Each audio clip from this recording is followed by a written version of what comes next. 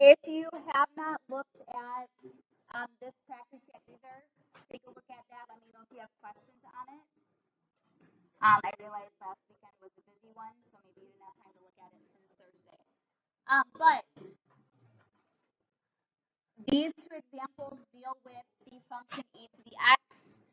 I need your attention, please.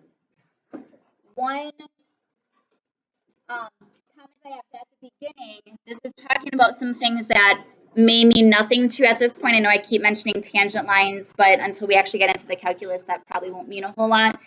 But when we deal with exponential functions in calculus, the most common base that we use is base e. So that means we're dealing with e to the x. For logarithms, we're dealing with the natural logarithm because we're dealing with base e. The reason why it is the most convenient in calculus, e to the x has the easiest derivative, which you will learn. But what happens is if we are in base e, the slope of the tangent line, which we define in chapter 2, to that exponential function at the point 0, 1 is exactly 1. So base e is used often in calculus because of its convenience, because the slope of the tangent line at that point is 1. So what I wanted to do is just review what e is, first of all, just sketch a graph of e to the x, and then this, if you're still not totally familiar with using your graphing calculator to find intersections, here's an example. I'll review how to do that. So first of all, e, oops, my calculator.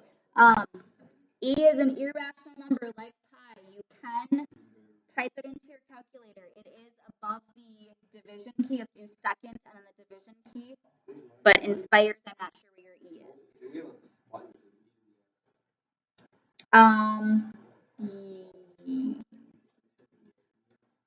But that might give you e and then want you to type an exponent in. So if I do second divide, so I just have e and I hit enter, it'll tell you what e is approximately 2.718281828, so on. Well, it keeps going. It doesn't stop there. It doesn't repeat because it's irrational. So it doesn't repeat. I know it might look like it does. It does not repeat. Okay, you should have. I'll look at yours and see where your e is because you should have just e somewhere. So yes. Oh, it doesn't just have an e. Okay. Okay, good to know. Thanks.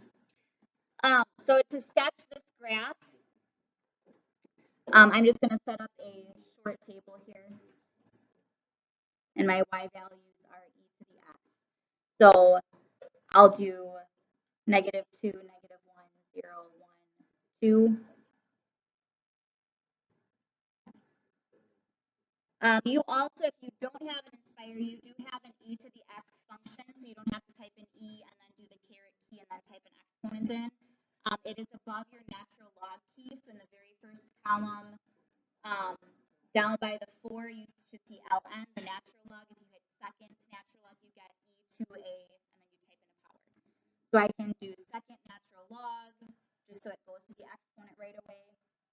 -2 would be about 0.135. One thing I also want to show you is, notice above enter, it says entry. If you hit second and enter, it types in your previous entry.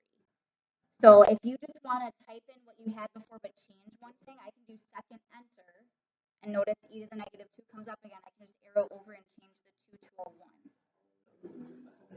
Okay, so know that you can do that, especially if you're typing in long expressions, that you can just do second entry to change input values. So e to the -1st is approximately 0.368. E to the 0 will be 1. E to the 1 is just e, which I still have on my screen, 2.718 approximately.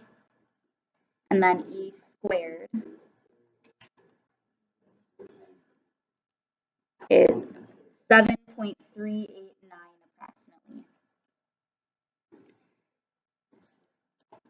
Okay, so if we plot these points,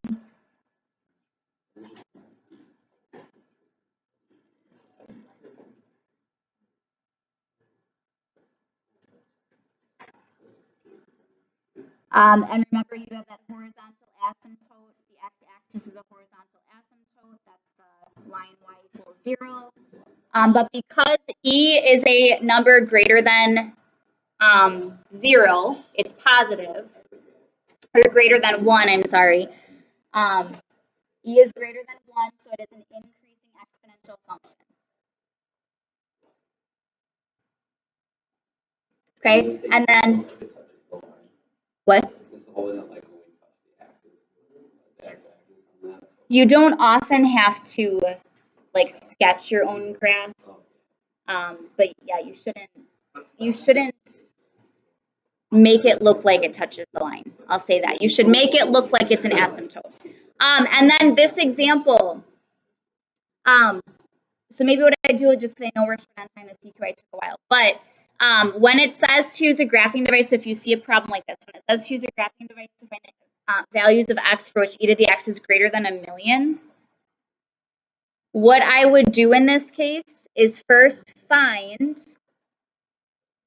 where e to the x is equal to 1,000,000. Okay, so graph y1 as e to the x, graph y2 as 1,000,000, and you might have to play around with the window. We do still have a couple minutes, so I'm not sure why they're leaving. But I would graph both of those to find where they intersect, and then it would just be x values greater than where they intersect. Okay, so if you want to play around with it right now, and if you have trouble with the intersection in your calculator, I could quick answer that before you leave, because like I said, we still have about a minute and a half here.